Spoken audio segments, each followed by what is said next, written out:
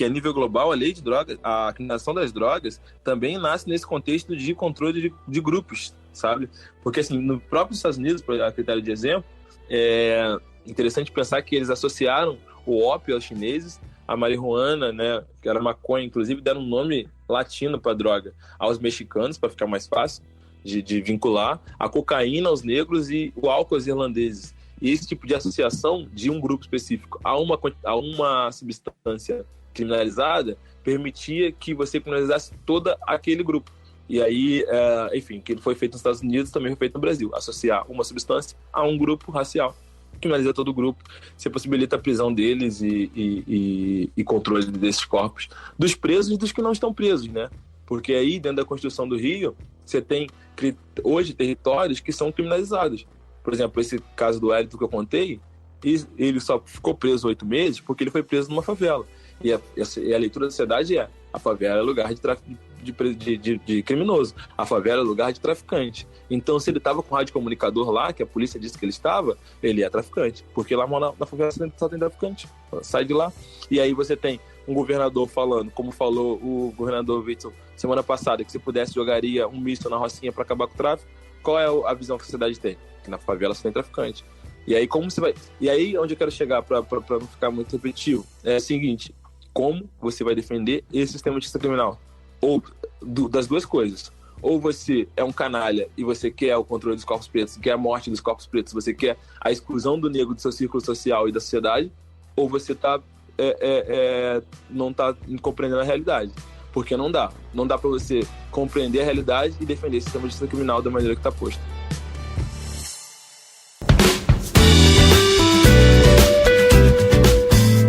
A escada é uma construção que serve para fazer um deslocamento vertical. Nem sempre é assim, mas tem um jeito de facilitar tudo isso. Elevador? Não.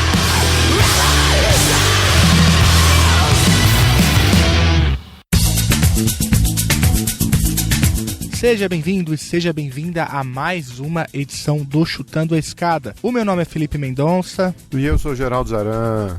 Ô Geraldo, e pro ouvinte que caiu de paraquedas aqui, explica aí, o que é o Chutando a Escada? O Chutando a Escada é o seu podcast semanal de política internacional e divulgação científica na área de relações internacionais. Com algumas coisinhas a mais, né?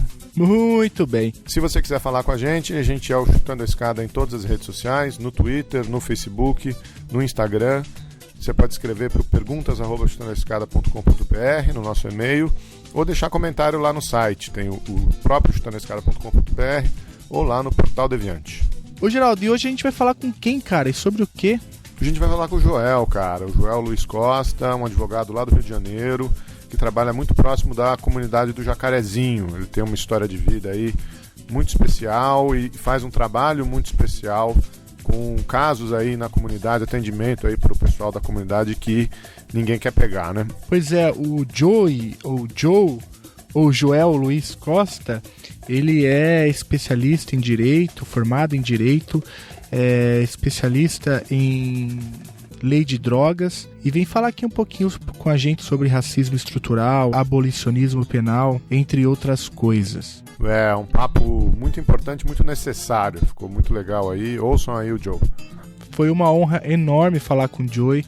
O Joey também é muito ativo lá no Twitter, então eu recomendo que vocês sigam o Joey no Twitter. Eu vou deixar aí todos os links na descrição desse episódio. Ô Geraldo, e antes da gente ir pro papo, eu queria divulgar aqui um evento que vai acontecer lá na Tapera Taperá. O ouvinte que tá com a gente aí desde sempre sabe o que é Tapera Taperá. O Antônio veio aqui semana passada, deu uma aula de diplomacia pra gente, de política externa brasileira. Mas queria divulgar um evento que vai acontecer agora, dia 17 de julho, quarta-feira, para quem escuta esse episódio na data de lançamento, né? Então, dia 17 de julho de 2019, vai acontecer lá um evento organizado pela Tapera Taperá e pela Autonomia Literária, que também é um parceiro nosso antigo aqui. Eles vão realizar um debate sobre o livro Resistência Antifascista, o legado histórico e as práticas atuais, com a presença do autor do livro Antifa, o Manual Antifascista, e quem vai estar lá também é o Acácio Augusto. O Acácio é professor lá da Unifesp de Relações Internacionais e um grande amigo desse podcast. Grande Acácio, mais um super evento da Tapera aí. Aliás, Geraldo, o Acácio reclamou muito da trilha sonora do último episódio. ele não curtiu não quando tocou Charlie Brown. Ah, tem uma referência aí, né? O Antônio é de Santos. Ai, dig Joe. Eu digo Charlie, você diz Brown. Antônio é de Santos, mas ele disse que ele também não gostou, viu? Bom, para compensar, na trilha sonora deste programa, nós teremos muito Emicida e muito Racionais MCs. Eu tenho certeza que o Acácio vai adorar. E, para quem não sabe, você pode sempre ouvir as playlists do Chutando a Escada, ou quase sempre, ouvir no Spotify, e as músicas estão aí também na descrição do post. Ô Geraldo, eu queria também mandar um abraço aqui para todo mundo que compartilhou e comentou o último episódio. O É Preciso Ter Clareza disse o seguinte: essa semana eu ouvi o Chutando a Escada com Antônio Freitas, que mostrou toda a importância desse cargo, e agora surge essa história, desolador. Aqui ele está fazendo uma referência à possível nomeação do filho do presida, o Eduardo Bolsonaro, para ocupar o cargo de embaixador em Washington. Que inferno, né? Toda semana é um 7-1, né, cara? Ah, cara, mas não dá bola pra isso não, bicho. Já estamos aí quase 7 meses sem governo, esses caras tentando desmontar tudo. Se quiser desmontar a embaixada lá em Washington também, sei lá, viu? Acho que tem tanta coisa mais importante aí pra gente discutir, muita cortina de fumaça, vai vir uma proposta aí em cima da educação. Vamos falar do que tem que ser falado, né? Deixa esses caras fazendo palhaçada sozinhos. Essa semana a gente falou lá no dia 17 que vai rolar o evento na Tapera Taperá, mas tem uma outra coisa que vai rolar, dessa vez nada interessante. O governo federal, e mais especificamente o Ministério da Educação, pretende anunciar um novo programa para a autonomia financeira de universidades, né? Diz que vai fazer esse lançamento agora no dia 17.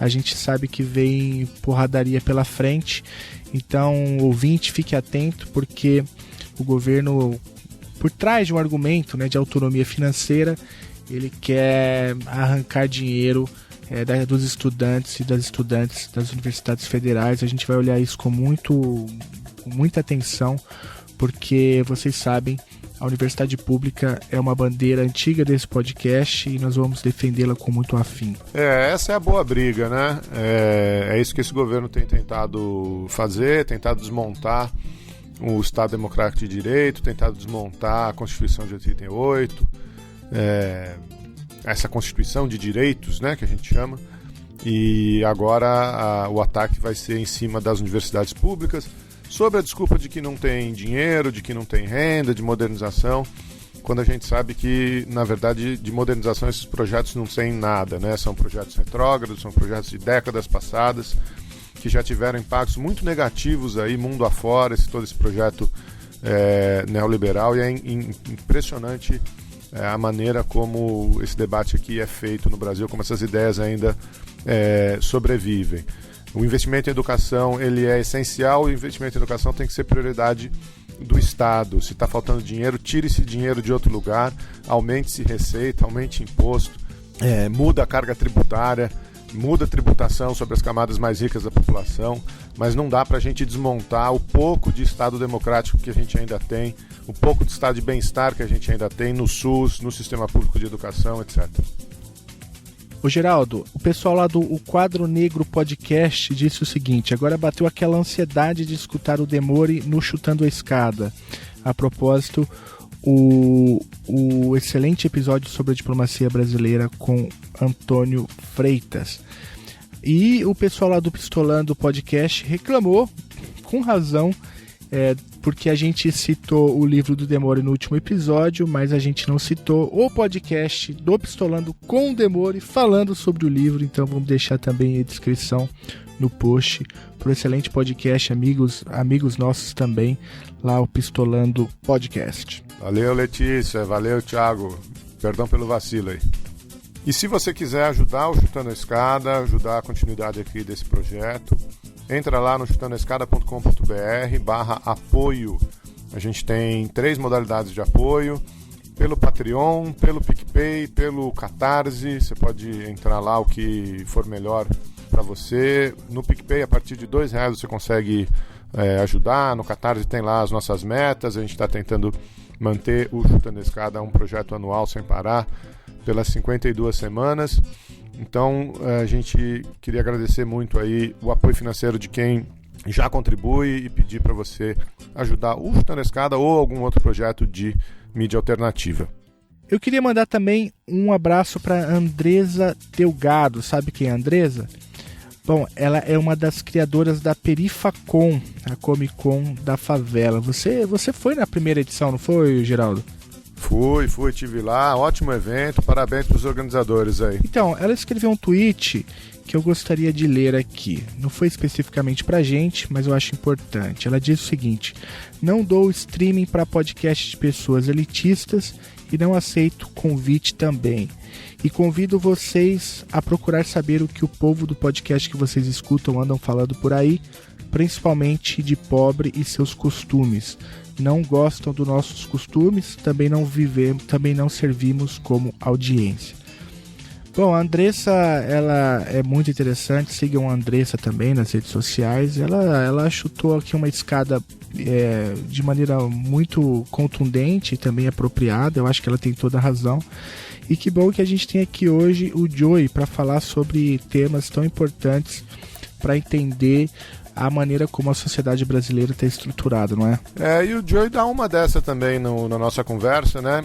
Ele faz muita referência aí a um podcast que acho que ele tinha ouvido naquela semana, de gente falando sobre a lei de drogas que não entende nada, não só da lei de drogas, mas da realidade da população brasileira, da grande maioria da população brasileira preta, pobre, que sofre com isso na pele, né? Então tem que abrir espaço, tem que dar um lugar de fala para as pessoas que sofrem, que vivem essas dinâmicas falarem, e é isso que a gente tentou fazer aí.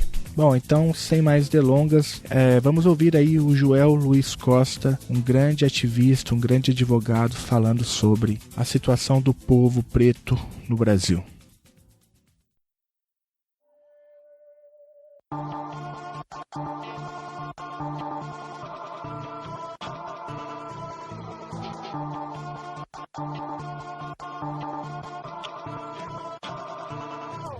Eles querem que alguém que vem de onde nós vem seja mais humilde, baixa a cabeça, nunca revide, finja que esqueceu a coisa toda. Querem que ele se...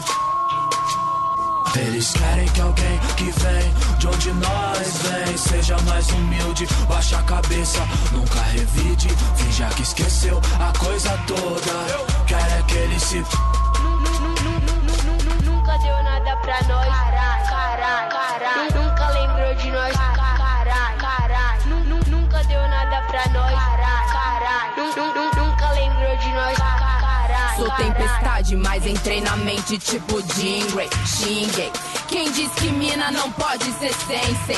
Jinguei, sim sei, desde a Santa Cruz. Playboys, deixei em choque tipo Racionais. Hey boy, tanta ofensa, luta intensa, nega minha presença. Chega, sou voz das negas que integra resistência. Truta, rima, conduta, surta, escuta, vai vendo. Tempo das mulher fruta, eu vi menina veneno. Sistema é paia, gasta, raça, Cláudia que não raia. Basta de globeleza, firmeza, mó faia.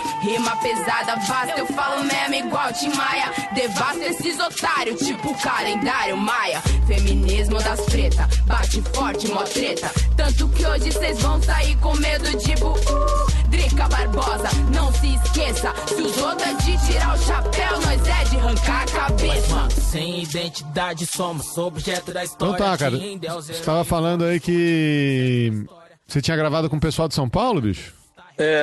Então... não, na real, assim, tipo, agradecendo o convite, né? Pô, muito bacana estar nesse espaço de troca, sobretudo esses espaços que são fora dessas áreas já ocupadas, né? Falar pra galera além do direito, falar pra galera de temas variados é muito importante. E é muito importante falar de drogas, fazer um recorte racial, porque o que tem de galera branca especialista em drogas que não faz recorte racial e aí só olha o próprio umbigo, tá foda. Hoje eu ouvi um podcast hoje que sangrou os ouvidos, porque só é isso, 1h30 de podcast, o cara racializou o debate em 6 momentos só, não dá.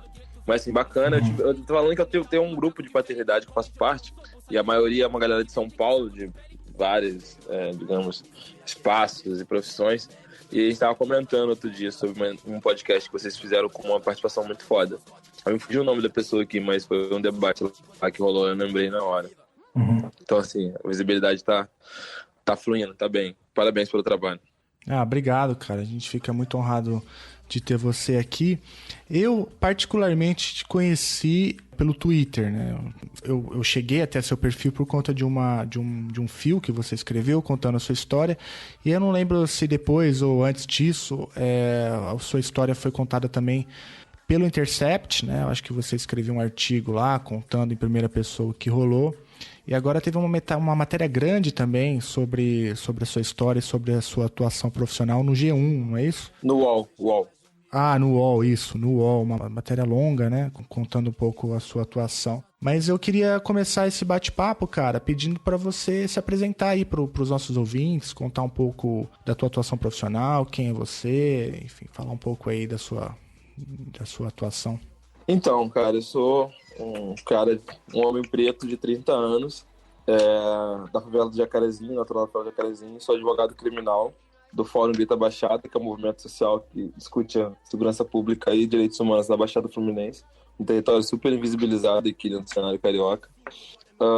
Sou membro da Reforma, que é uma rede jurídica que pauta uma reforma da política de drogas, sobre um viés de respeito às liberdades individuais, respeito aos danos que a guerra às drogas causou, sobretudo na população negra, e também o respeito da utilização da cannabis com viés medicinal, porque salva vidas, está cientificamente provado que salva vidas, e a gente insiste num debate moral que, na verdade, mata de duas formas, né? Mata na guerra às drogas, que você tem um remédio que mata mais que a doença, e mata ao privar pessoas doentes de um tratamento realmente efetivo.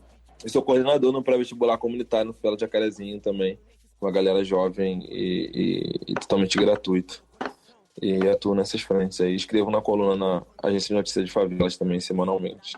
Até então são as coisas que eu tenho feito. Pouca coisa, né? e tem um escritório, né? Você tem um escritório. Eu tenho um escritório dentro da Favela de Jacarezinho, onde vem 80% dos meus clientes. E aí tem essa advocacia aí de trincheira, né?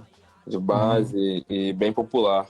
A minha visão do direito, da minha atuação enquanto advogado, por ser de origem favelado, por ser um homem preto, por ser vindo de uma família que meu pai foi traficante de drogas durante 30 anos, e só assim a gente teve acesso a um estudo minimamente digno, só com esse subterfúgio, digamos, né, esse subterfúgio ilícito e tal, mas foi o que deu para ser feito, e graças a ele que eu estou aqui falando com você nesse momento.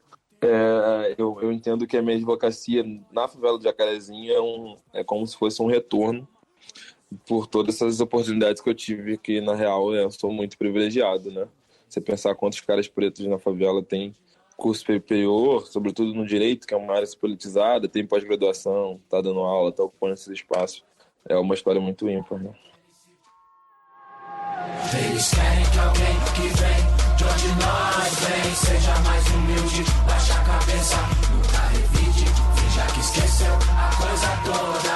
Querem que ele se...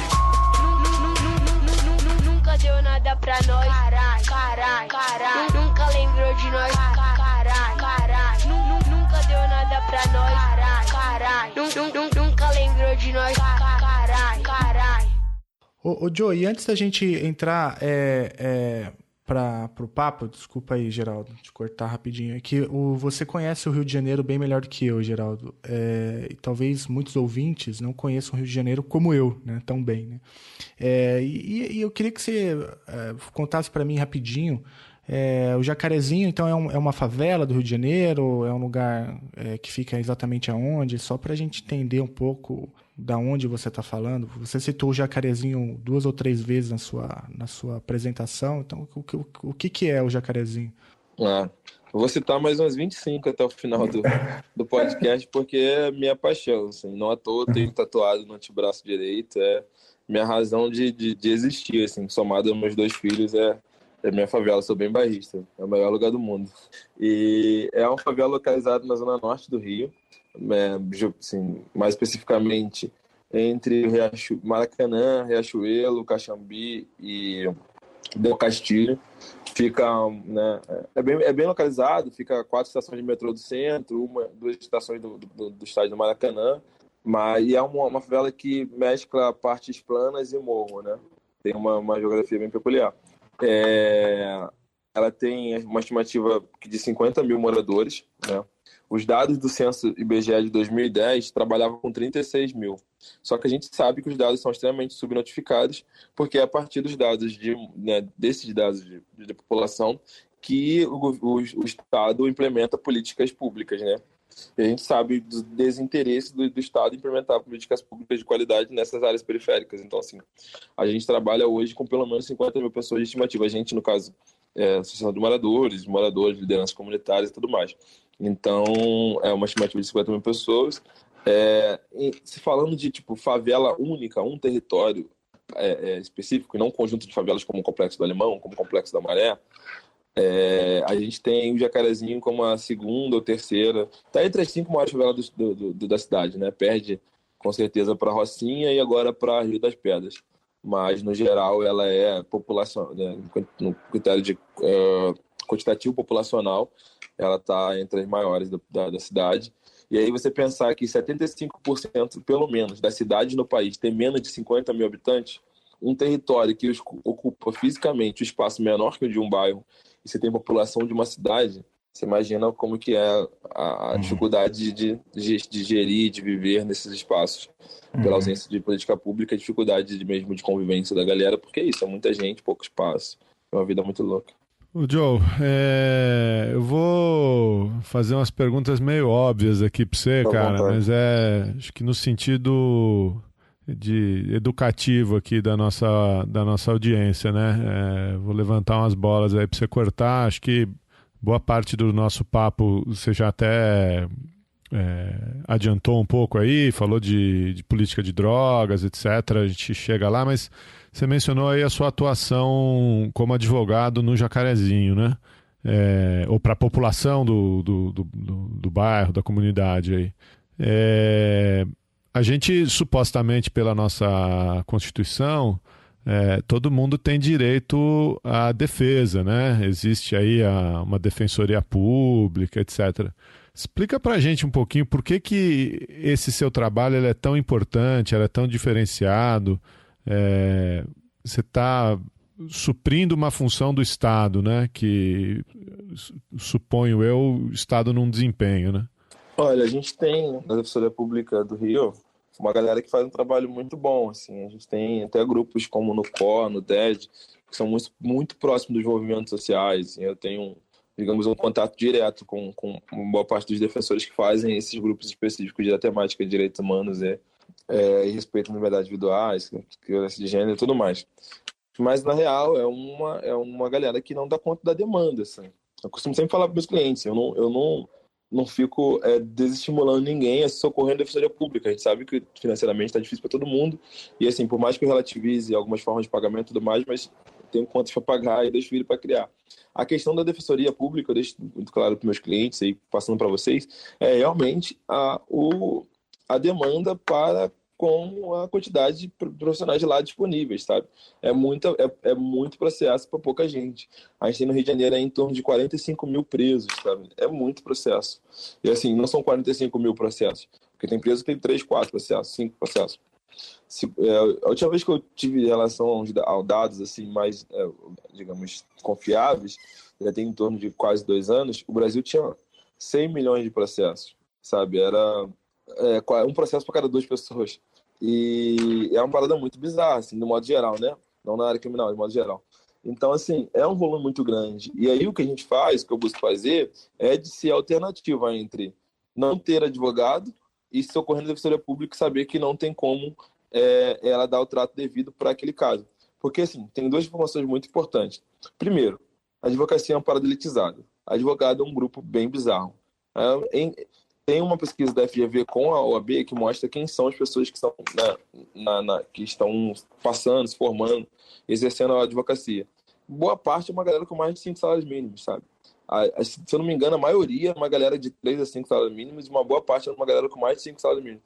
Cara, assim, né, de renda per capita na família. É muito dinheiro se comparar, que a média do salário no Brasil é R$ 1.600, R$ 1.800.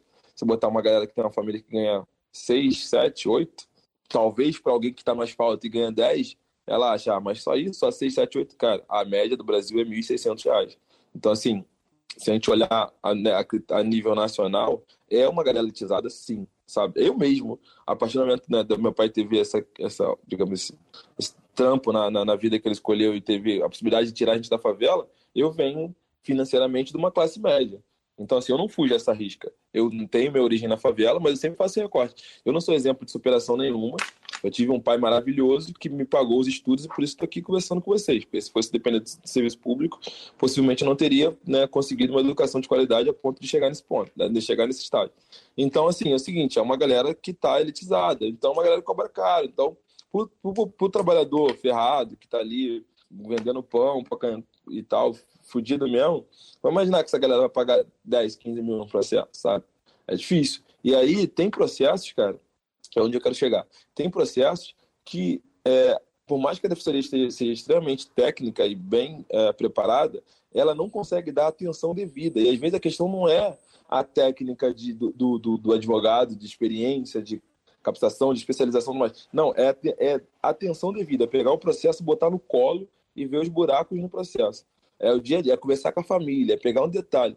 Por exemplo, eu tive um processo aqui no Jacarezinho, Manguinhos, na verdade, favela aqui do lado, em que o cara ficou preso 8 meses, até o último, eu falei no Twitter sobre ele. Ele ficou 8 meses e foi absolvido no final. 8 meses preso e eu consegui a absolvição dele. E é um caso muito bizarro, assim, um racismo, assim, claro, assim, tá claro. O maluco foi preso pela posse de um radiocomunicador, apenas. E o policial falou que, e a acusação dele era uma frase, que fulano de tal foi preso na posse de um radiocomunicador na frequência do tráfico. Apenas isso. E aí, Manguinhos, cara, é colado no Jacaré, sabe? Eu jogo bola lá desde meus 12 anos. Então eu conheço a geografia do local, eu conheço a estrutura, eu conheço a dinâmica da UPP lá e tal. E aí quando chegou pra audiência, eu fiz perguntas específicas com relação ao beco, inclinação do beco, em que parte do beco o cara foi alcançado, porque eu sei que o beco entra e ele tem uma curva no final à esquerda e uma curva à direita, mas é uma área sem saída bem restrita. E aí o cara veio falar que ele foi pego no meio do beco, mas que não dava para vir da ponta. Eu falei, não, mas por que não dá? Porque o beco é reto, ele não tem inclinação. Ele tem uma curva no final, ele não tem uma curva na sua continuidade. Então, assim, enfim, são detalhes que fazem a diferença. E não é questão técnica, porque no final eu consegui absolver ele pela fragilidade das provas e por colocar os policiais em conflito o depoimento deles, sabe? Eles deram depoimentos que conflitavam entre um e outro. E aí, graças a algumas perguntas muito capciosas, graças a detalhes específicos de botar o processo no colo, assim. Então é isso, o grande diferencial é essa parada. É você poder proporcionar um serviço bom, de qualidade, que o cara não vai conseguir pagar no asfalto e que a defensoria não vai conseguir atender porque não tem mão de obra para isso. Ô Joey, e você também logo no começo da sua fala mencionou sobre o recorte racial, né? Você falou, muitas vezes citam recorte racial de passagem e isso é um problema grave porque imagino que você entenda o recorte racial como um problema estrutural, não só do sistema judiciário brasileiro, mas enfim, de toda a sociedade brasileira, né? Você acaba de fazer um relato muito interessante sobre a incapacidade que a Defensoria Pública no Estado do Rio de Janeiro tem para, enfim, acolher todas as demandas, né? E não por falta de interesse ou por falta de capacidade técnica, mas por falta de estrutura mesmo, física, né? E também mencionou para a gente a importância de um trabalho meio que também militante, né? Que é o trabalho que você desenvolve. Se eu estou definindo dessa forma, se eu estiver errado, você, por favor, me corrija. Total militante. Mas, não, então estou entendendo certo, né? Mas eu queria voltar nessa questão, então, do recorte racial. Como que você enxerga isso no seu dia a dia profissional? Você acabou de citar um exemplo, né? Imagino que esse seu cliente que foi pego com rádio, imagino que ele seja negro, né? Também. Como que você lida, então, com isso que você chama de recorte racial? Beleza, assim. Vamos partir de uma análise da lei de drogas, que é aonde o Estado brasileiro mais consegue nos atingir enquanto, né, população negra, ou hoje a gente tem quase um terço dos presídios por pessoas respondendo a crimes relacionados a drogas, seja associação ou tráfico, ou o artigo 37 também, informante. E aí a gente tem que fazer uma contextualização histórica, no seguinte sentido, Felipe. E aí eu acho que é onde a galera branca peca. E hoje eu ouvi um podcast que o cara falou, como eu disse, sei lá, acho que 1h30, 1h20 minutos. E somente em 6 vezes ele racializou o debate. E não dá para você falar, sei lá, 90 minutos e você falar, sabe, passar por... Ele, assim, passou pela questão racial.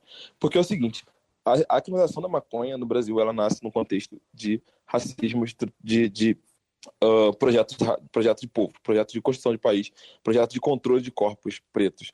Porque, assim, o Estado brasileiro se vale, historicamente, de mecanismos legais para controle de corpos, sabe? Então, assim, desde a lei de vadiagem, que ela é anterior à abolição, e aí, assim, o primeiro mecanismo legal de controle de corpos pretos desse país, obviamente, foi a escravidão, que perdurou por 388 anos. Então, assim, era legal. O brasileiro branco controlava corpos pretos legalmente mediante a lei de escravidão. Ok.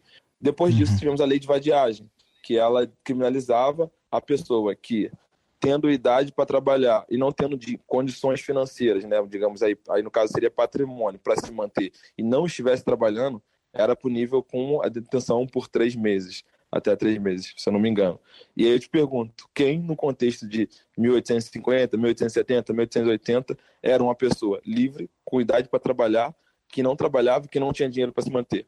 Era a população negra liberta, seja o fujão, seja o que conseguiu conquistou a alforria, enfim, era esse negro.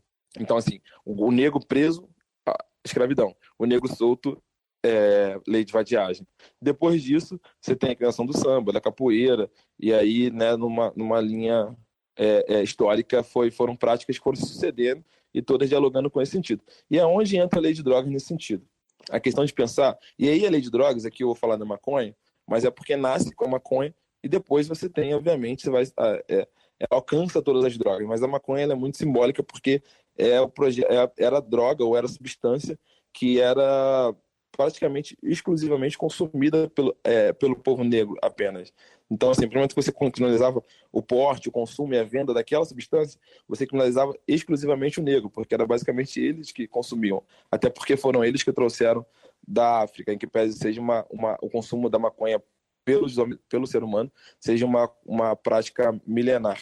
E aí, nessa virada do século XVII para o século XVIII, século XIX para o século XX, 1800 para 1900, a gente tinha aí um grande movimento na sociedade brasileira que foi a abolição da escravidão. Então, você tinha uma quantidade significativa de negros alçada à condição de cidadão. Entretanto, a política de país, a política adotada por esse país aí, quem tem um mínimo de saber histórico, sabe que o Brasil viveu um processo eugenista muito grande ao longo do século XX, vive até hoje, mas ao longo do século XX ele foi muito intenso. Nesse contexto do negro entrando na condição de cidadão, o Estado precisava de uma maneira de controlar esses corpos recém-libertos e também de que a condição de negro alçado a cidadão não interferisse nas relações raciais hierarquizadas já naquela época. Então, assim, é necessário que se mantivesse o branco como uma raça supremacista, controlando toda a sociedade, meios de produção, espaços, elites e tudo mais, e o negro inferiorizado, subjugado, desumanizado. E aí é nesse cenário que nasce a criminalização da maconha. Então, assim, hoje, desse podcast que eu vi, e que eu não vou fazer propaganda de podcast de homem branco falando besteira, Perfeito. O cara, ele traz aspectos religiosos, morais, que também existe. O Brasil é um país católico desde sempre. A nossa maioria é o maior país católico do mundo.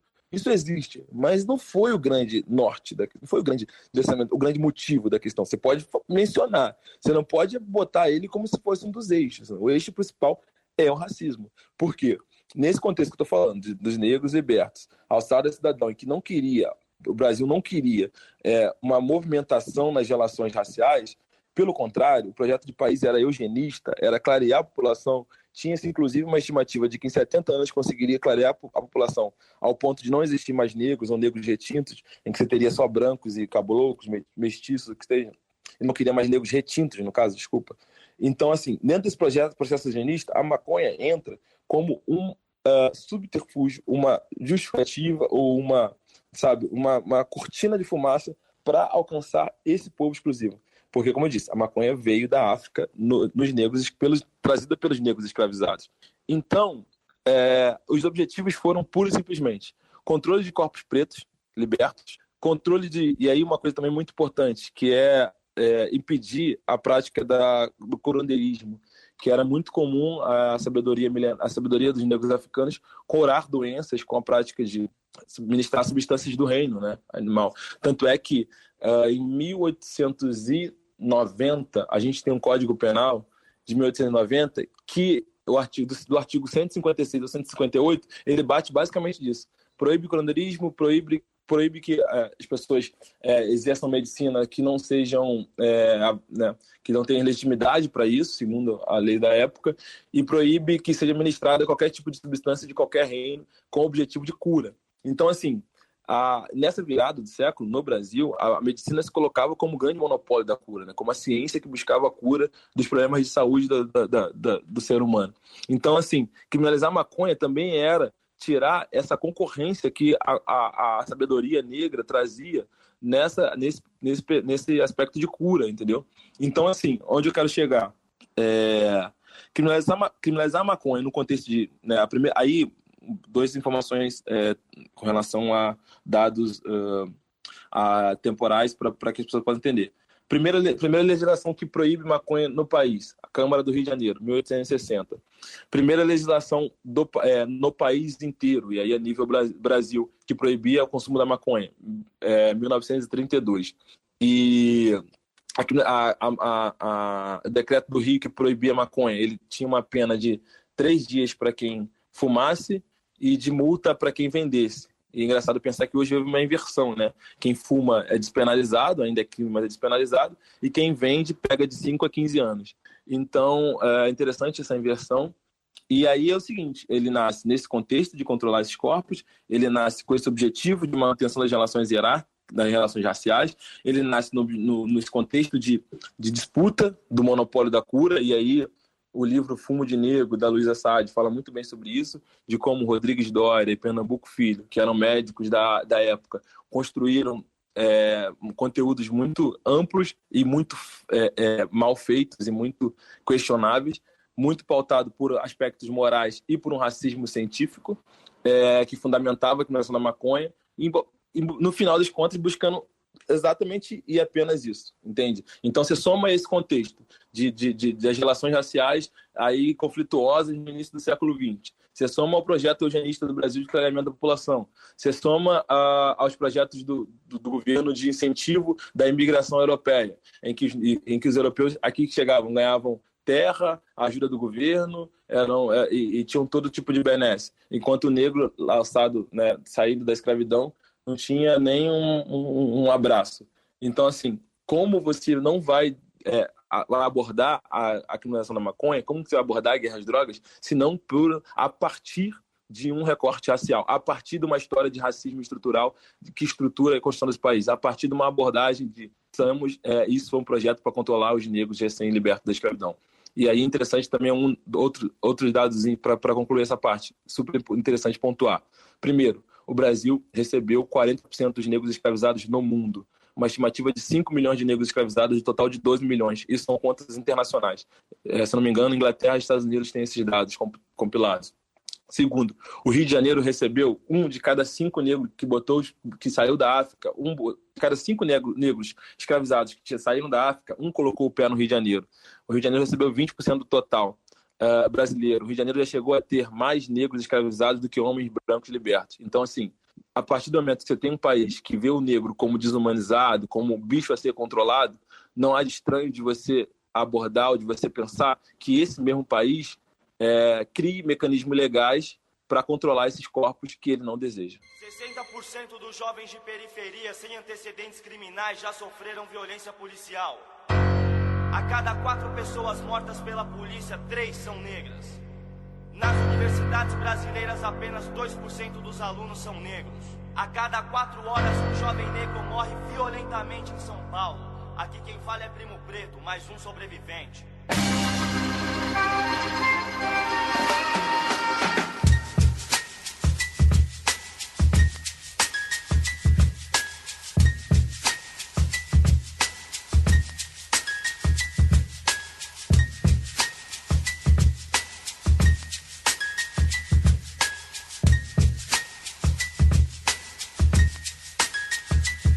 Minha intenção é ruim, esvazio o lugar. Eu tô em cima, eu tô afim, 1, 2 pra tirar. Eu sou bem pior do que você tá vendo. Preto aqui não tem dó, é 100% veneno. A primeira faz a segunda faz tá. Eu tenho uma missão e não vou parar. Meu estilo é pesado e faz tremer o chão. Minha palavra vale um tiro, eu tenho muita munição. Na queda na sessão, minha atitude vai além. E tem disposição pro mal e pro bem. Talvez eu seja um sádio com um anjo, um mágico ou juiz ou réu, um bandido do céu, malandro ou otário, bate sanguinário, franco atirador, se for necessário, revolucionário, insano ou marginal, antigo e moderno, imortal, fronteira do céu com inferno, astral, imprevisível, como um ataque cardíaco do verso, violentamente pacífico, verídico, vim pra sabotar seu raciocínio, vim pra abalar seu sistema nervoso e sanguíneo, pra mim ainda é pouco, dá um cachorro louco, número 1, guia terrorista da periferia, unidade, eu tenho pra você, o rap venenoso é uma rajada de PT, e a profecia se fez como previsto, o 997, depois de Cristo, a fúria negra ressuscita outra vez, Racionais, capítulo 4, versículo 3. Enfim, é o que você falou aí, né? Já tem muito homem branco falando merda, então eu e o Felipe a gente só deixa quem sabe falar, né? A gente faz pergunta e deixa quem sabe falar pra não correr esse risco, e quando fala merda pede desculpa, né? Que eu acho que é a primeira coisa que a gente tem que fazer. Mas isso aí que você estava citando é muito impressionante, né? Eu sugiro a todo mundo que passar aí pelo Rio de Janeiro que visite o centro do Rio, visite o Cais do Valongo, a Pedra do Sal, Cemitério dos Pretos Novos, Institutos Pretos Novos, com trabalho fenomenal que eles fazem aí, para trazer essa história, né? Para lembrar desse nosso passado que é o nosso presente, né? Não dá para você desvencilhar a situação que você vive hoje no Jacarezinho, nas periferias das grandes cidades brasileiras, desse passado de escravidão, de exploração, de abuso dessa população, né? A construção das relações sociais ela é linear, cara. Primeiro que o Brasil é um país que historicamente não é feito de rupturas. A gente teve uma independência que passamos de pai para filho, né? A gente teve uma proclamação da República em que o general, que era tipo o braço direito do imperador, vira o presidente, né, republicano, eleito, o comandante da porra toda. E a gente tem agora, na redemocratização, uma lei de anistia que é assinada anos antes da própria redemocratização, tudo feito à base de grandes acordos, né? E a gente tem, como foi em 2016, um grande acordo nacional com o Supremo, com tudo. É a base desse país, de grandes acordos. Então, assim, é interessante a gente pensar que a construção das relações humanas, sociais e tudo mais, ela é linear. E, assim, 140 anos atrás, foi anteontem. Hoje, um negro de 40 anos, ele teve no seu bisavô um homem escravizado, possivelmente. Então, assim, como você vai dizer que o racismo que aqui estava na virada do século de 2 séculos, século passado, logo na virada do século, a escravidão ainda era, né, estava ali recém-saída da escravidão, como que isso não vai influenciar nas construções das nossas relações humanas de hoje? E aí você soma isso, quando você traz para a segurança pública, você soma isso, uma polícia que nasce há 200 anos com objetivo, por exemplo, a Polícia Militar do Rio de Janeiro, que ela nasce para proteger patrimônio, num contexto em que o negro era patrimônio, e o branco era quem detinha patrimônio, então ela nasce para socorrer uma classe e segurar a outra. Então, como que você vai tirar isso? Como que isso sai? Quando que na construção desse país parou e se falou, não, A polícia nasceu para controlar patrimônio. O preto era patrimônio, então ela trabalhava a favor dos brancos. Vamos refazer isso, vamos começar do zero. Quando que isso foi feito? Então, assim, você tem uma polícia que ela é pautada por um racismo estrutural desde o seu início, porque ela é direcionada por critérios raciais, porque ela atendia a uma raça supremacista. Então, assim, isso nunca foi debatido, isso nunca foi rompido, e isso vai influenciar na atuação da Polícia Militar hoje, seja no Jacarezinho, seja no Meia, seja no Cabula, na Bahia, onde tivemos uma chacina ano passado, seja nos rincões de Recife, qualquer ponto do país. O momento que você não constrói uma ruptura para a gente se desvencilhar e construir uma nova relação social, levando em conta que nós não somos um país igualmente construído, pelo contrário, nós somos um país que temos 4 séculos de escravidão, a gente vai reproduzir isso sistematicamente e institucionalmente. E aí, como diz Milor Fernandes, né, o Brasil tem um grande passado pela frente. Traz esse papo aí, você estava falando da lei, traz de volta esse papo para a lei de drogas, né? Porque são 2 coisas que você mencionou aí, o aumento da população carcerária e a lei de drogas, né? A gente, lógico, tem um monte de críticas aí ao governo Temer, ao governo Bolsonaro, mas a lei de drogas é de 2006. Exatamente. A explosão da população carcerária também é desse momento, né? O debate. Conta essa história aí. É o debate que eu faço com a galera nas minhas aulas. Como assim? Como que um governo dito de esquerda promulga uma lei de drogas que proporciona ou ajuda nesse boom carcerário, nessa dobra da população carcerária?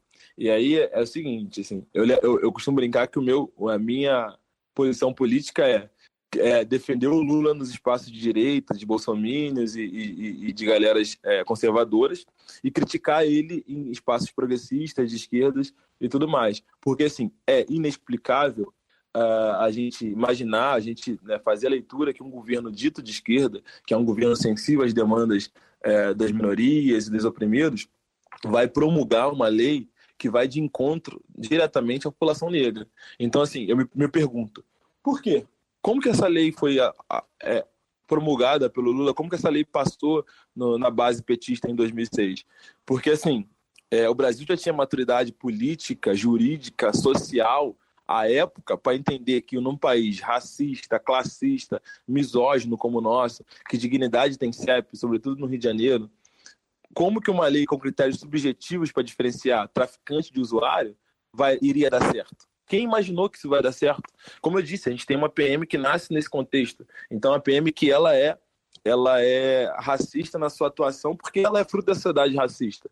Temos um sistema judiciário que é composto majoritariamente por pessoas brancas. Então, a gente temos leis sendo feitas por brancos, executadas por brancos contra pretos. E ainda com uma lei subjetiva. Como que isso vai dar certo? Quem imaginou, quem defendeu que isso daria certo em algum momento, sabe? É uma coisa que eu fico pensando, assim, como que conseguiram vender esse peixe. E é interessante pensar que na época foi vendido como um grande avanço, que diferenciava o usuário de traficante, que o usuário teria uma penalização baixa e tudo mais, e o grande traficante seria preso.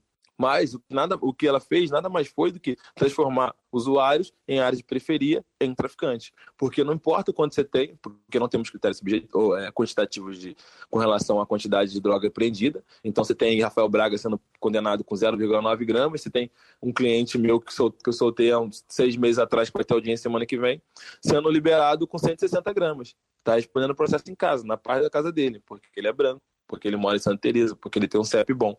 Então, assim, a questão o artigo 28, parágrafo 2º, ele traz critérios subjetivos para diferenciar quem é usuário e quem é traficante. Isso está posto. E é isso que possibilita esse cheque branco. É por isso que a gente foi de 300 mil presos em 2006 para 730 em 2017. É por isso que a gente tem hoje em torno de 28% dos presos por pessoas que infringiram a lei de drogas. Sabe? É por isso que a gente tem hoje 75% dos presos não chegaram ao ensino médio. É isso, é a desigualdade, é o racismo estrutural, é o projeto de país sendo colocado em prática nessa nova escravidão. E aí, se você assistiu o filme 13ª Emenda, tá na Netflix, ou ler o livro Uma Nova Segregação, da Michelle Alexander, vai ver como o Brasil adotou também a política americana de controle de covers, que eles têm a maior população carcerária do mundo, tem 2 milhões de presos, E lá, só que lá tem também as peculiaridades deles, obviamente. Mas o Brasil também adotou essa mesma política, porque lá eles prendem também com a lei de drogas pra caralho, sabe? O Brasil adotou isso, piorou, como sempre. E é isso. E também a nível global, é interessante pontuar, que a nível global a lei de drogas, a criminalização das drogas também nasce nesse contexto de controle de grupos, sabe? Porque assim, no próprio Estados Unidos, a critério de exemplo, é interessante pensar que eles associaram o ópio aos chineses, a marihuana, né, que era maconha, inclusive deram um nome latino para droga, aos mexicanos, para ficar mais fácil de vincular, a cocaína aos negros e o álcool aos irlandeses. E esse tipo de associação de um grupo específico a uma substância criminalizada permitia que você criminalizasse todo aquele grupo. E aí, enfim, que foi feito nos Estados Unidos também foi feito no Brasil. Associar uma substância a um grupo racial. Criminaliza todo o grupo, você possibilita a prisão deles e controle desses corpos, dos presos e dos que não estão presos, né? Porque aí, dentro da Constituição do Rio, você tem hoje territórios que são criminalizados. Por exemplo, esse caso do Hélito que eu contei, ele só ficou preso 8 meses porque ele foi preso numa favela. E a leitura da sociedade a favela é lugar de criminoso. A favela é lugar de traficante. Então, se ele estava com o radiocomunicador lá, que a polícia disse que ele estava, ele é traficante. Porque lá na favela só tem traficante. Sai de lá. E aí você tem um governador falando, como falou o governador Witzel semana passada, que se pudesse jogaria um míssil na Rocinha para acabar com o tráfico. Qual é a visão que a sociedade tem? Que na favela só tem traficante. E aí, como você vai... E aí, onde eu quero chegar para não ficar muito repetitivo, é o seguinte: como você vai defender esse sistema de justiça criminal? Ou das duas coisas. Ou você é um canalha e você quer o controle dos corpos pretos, quer a morte dos corpos pretos, você quer a exclusão do negro do seu círculo social e da sociedade, ou você não está compreendendo a realidade. Porque não dá. Não dá para você compreender a realidade e defender esse sistema de justiça criminal da maneira que está posto. Ô Joey, você falou muita coisa interessante, cara, mas eu queria enfatizar ainda alguns pontos, né? A gente acabou de mencionar a lei de drogas, que é a lei de 2006, e você deixou muito claro na sua fala que ela é uma lei que intensifica o controle de corpos pretos, né? Que aumenta a população carcerária. Você chega a falar uma coisa que eu achei muito, muito dura e triste, inclusive, né, para entender a nossa triste realidade, né, desse racismo estrutural, quando você fala que, ó, fulano tem o CEP bom, né? Isso é muito, muito profundo, assim, e chega a ser dolorido, né, de que, infelizmente, a gente vive num país que trata, né, enfim, a liberdade de um sujeito dessa forma, né, a partir do CEP. Comentário, Felipe. Você guarda essa pergunta aí, que é o seguinte, assim, me parece, eu já estive, né, como eu disse, eu venho da favela, minha família morava no Jacarezinho, e hoje eu voltei a estar no Jacarezinho, mas eu, na época de estudo, eu estava em colégio particular e eu participava de espaços brancos e tal, e obviamente eu não tinha essa consciência política de hoje, então assim, eu entendo que falta informação para as pessoas, e também falta empatia, porque assim, se eu virar e falar para você que a gente vive um apartheid social nesse país, um apartheid social no Rio de Janeiro, a pessoa se assustar com uma frase dessa, ou ela falar, caraca, é verdade, nunca tinha pensado nisso, é porque a pessoa só vive no seu mundinho, é porque ela não se preocupa com os demais estratos sociais. Porque assim, se eu vou hoje num bar aqui no Maia, eu vou ter majoritariamente pessoas negras. Se eu vou dentro do Jacarezinho, eu vou ter majoritariamente de 85% a 90% de pessoas pretas aonde eu estiver. Se eu vou numa livraria em Botafogo, que era bairro de Zona Nobre da cidade, eu vou ser o único negro no lugar. Eu tô falando porque eu já fui lá sentar para esperar uma amiga, fiquei tomando café e lendo um livro, e eu era o único negro de cliente naquela livraria. E você pensar, como que numa cidade que você tem quase 60% da população sendo negra, você vai pegar um determinado estabelecimento comercial com 50 pessoas e só vai ter um negro. É porque a gente vive uma apartheid social. É porque no Rio de Janeiro você tem espaço para brancos e para pretos. E como que as pessoas não têm sobre isso? Por que as pessoas não falam sobre isso? Por que as pessoas não se tocam sobre isso? Como que se defende o mito de uma falsa democracia racial nesses espaços, em que você tem uma cidade dividida a população, digamos, no critério quantitativo de população, mas você tem espaço que você exclui uma raça ou exclui outra. E aí é depender da área, digamos, da riqueza desses espaços. E com relação ao artigo 28 da Lei de Drogas, só fazer uma leitura que o pessoal entender legal, só para concluir esse debate, que assim, o artigo 28 diz, para determinar, o parágrafo 2º, né, se a droga destinava-se ao consumo pessoal, o juiz atenderá à natureza e quantidade da droga, da substância apreendida, ao local e as condições que envolveu a ação, às circunstâncias sociais e pessoais, bem como a conduta e antecedentes do agente. Ou seja, vale quem a pessoa é e aonde ela estava. E aí volta nisso que eu acabei de falar. Como numa cidade que tem um apartheid social, que tem espaço de negros e brancos, e como o Rio de Janeiro, o fato de o local em que a pessoa se enquadra vai ser determinante para ela ser encarada como usuário e traficante. Isso só permite que na periferia não tenha usuário, só traficante, e na área nobre não tenha traficante, só usuário. E para materializar isso bem, para fechar, a gente tem dados da Defensoria Pública do Rio de Janeiro, que ela fez um estudo das sentenças entre 2015 e 2016, e aí ela pegou as sentenças que tinham condenação e verificou em corre dela, o juiz falava o local que se desenvolveu a ação e separou. E é interessante que a população da Zona Norte ela é o dobro do contingente da população da Zona Sul. Entretanto, nessa análise da Defensoria Pública, observou que a Zona Norte teve 7 vezes mais sentença de tráfico ou associação ao tráfico do que a Zona Sul. É totalmente proporcional. Você ter dobro proporcional e 7 vezes mais incidência de um determinado crime. Isso só mostra como o aparato de justiça criminal age seletivamente na área de periferia, que é a Zona Norte do Rio de Janeiro, no sentido de criminalizar essas populações. No sentido de que enxergar que na Zona Sul, na Zona Norte, não tem benefício da dúvida. O moleque que está com droga, ele é traficante. Está no morro, ele é associado ao tráfico. Entende o que eu quero chegar? Não, perfeito, tá claro, né? É o óbvio ululante, né? É uma realidade tão gritante que chega a ser absurdo a gente não questionar isso o tempo todo, né? Você tem toda a razão, assim. Eu ia te fazer justamente essa pergunta também, né? Do artigo 28, né? Da Lei de Drogas de 2006. Mas aí eu queria já emendar, já que eu tô com a palavra, em uma outra pergunta. Se a pergunta foi idiota, você simplesmente fala, Felipe, essa pergunta é idiota e ignora. E a gente vai para a próxima, né? É porque a gente está falando muito de lei de drogas como um braço, né, do racismo estrutural no Brasil.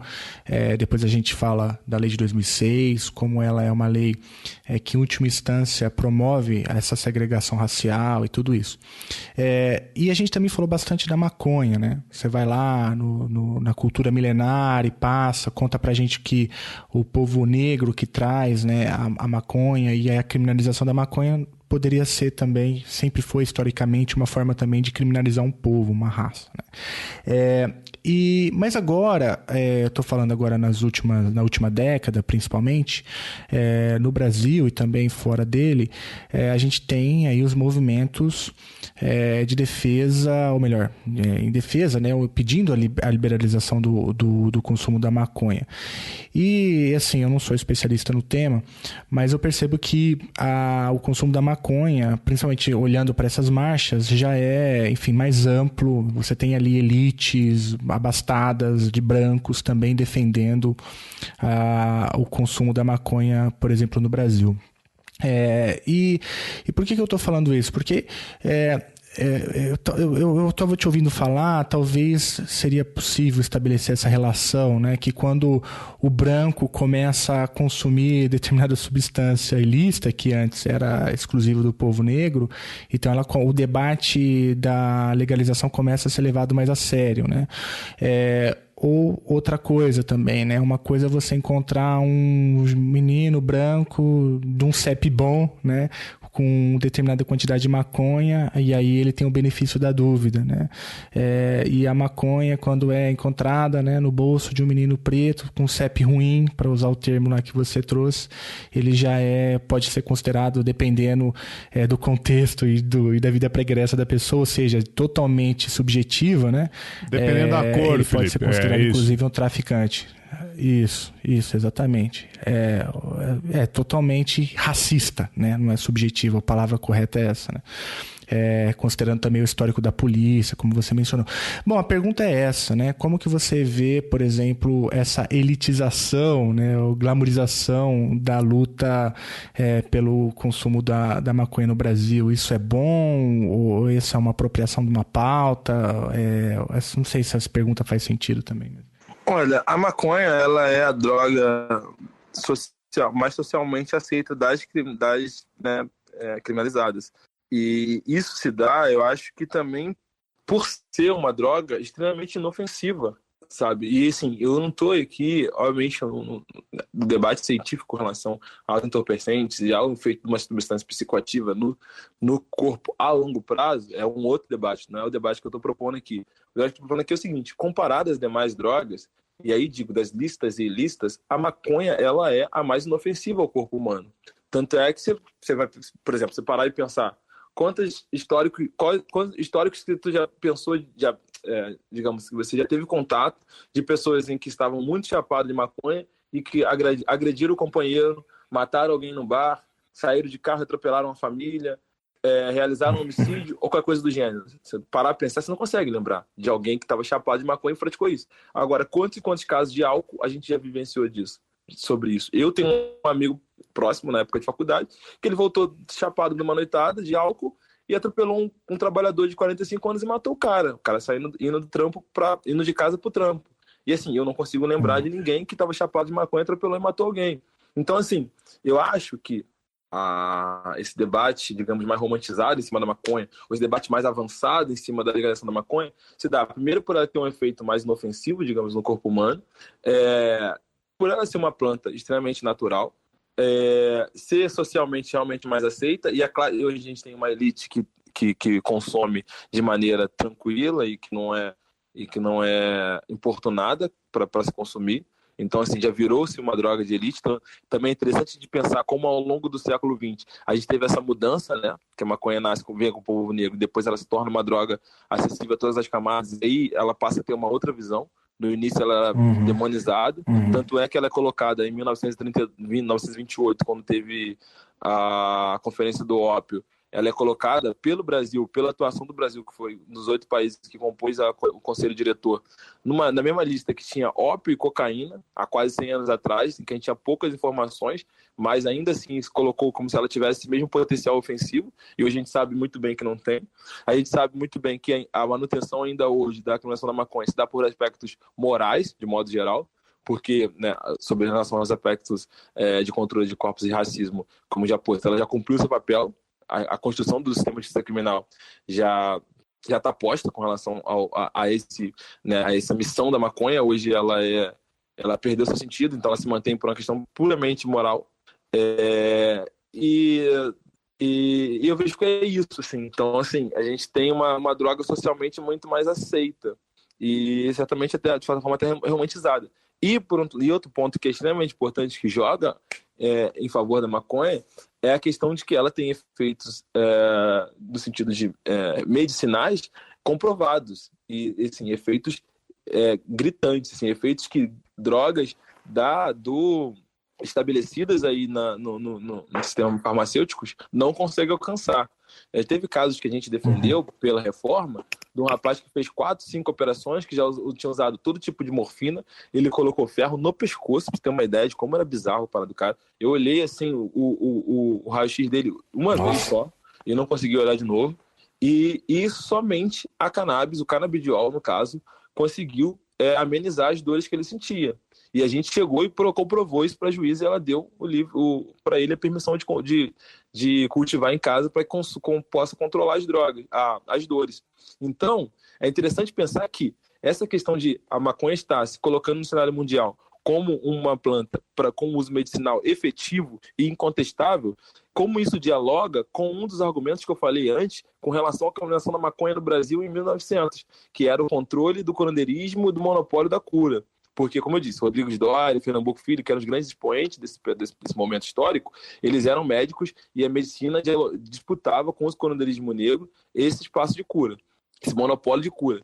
E hoje está posto que a maconha ela tem benefícios medicinais assim, inquestionáveis. Então, assim, defender que a criminalização se deu por uma questão de racismo e controle, mas também por uma questão de disputa de espaço com a população negra e com a sua sabedoria e com suas práticas curandeiras, você fazendo essa análise histórica, você vê que está certo. Faz todo sentido. Isso é real. Então, por isso que não dá para falar, e aí, Felipe, é o que eu tento botar desde sempre, e aí é a crítica que eu faço, e me sinto confortável de fazer a crítica a esse podcast que eu ouvi hoje é de que não dá para falar de criminalização de drogas. A gente fala de maconha, mas é porque a maconha iniciou todo esse projeto, depois chegou às demais, né, no contexto nacional. Mas não dá para falar de criminalização de maconha sem fazer o recorte histórico, porque ela nasce com esses objetivos específicos. Ela não nasce com o objetivo que se dá hoje. O que se vende hoje não é o que era vendido há um século atrás. Então, assim, esse contexto é essencial para a gente entender qual o debate tem que ser feito e aonde esse debate e quais soluções a gente vai propor a partir desse debate. Se a gente não faz uma análise histórica e contextualiza completamente, a gente vai fazer uma análise capenga e vamos propor soluções esquizofrênicas, como tem sido feito por advogados brancos historicamente. Juristas brancos, né? Juristas brancos, de modo geral. Ô Joe, você tá falando aí de um podcast ruim, eu vou falar de um bom aqui pra você, que é o pessoal lá do Data Lab, maravilhoso. Laboratório de Dados da Maré. Eles têm um podcast que é o Data Lab e fizeram uma edição aí, a segunda temporada eles lançaram agora no final de maio. E convidaram o Rodrigo Bodão, do Espaço Normal, e a Tainara Gomes, do Coletivo Movimentos, para falar. Maravilhosa, Tainara. Então, eu só conheço ela por áudio mesmo, mas ela estava falando exatamente isso aí que você tá levantando, né? Falar de descriminalização de maconha para maconheiro branco playboy fumar é bacana, né? Agora, tem que racializar, né? Então, não é só falar de descriminalização, é falar... Na real, desculpa te interromper, mas tem que ser feito sereno. Esse é um debate que está superado.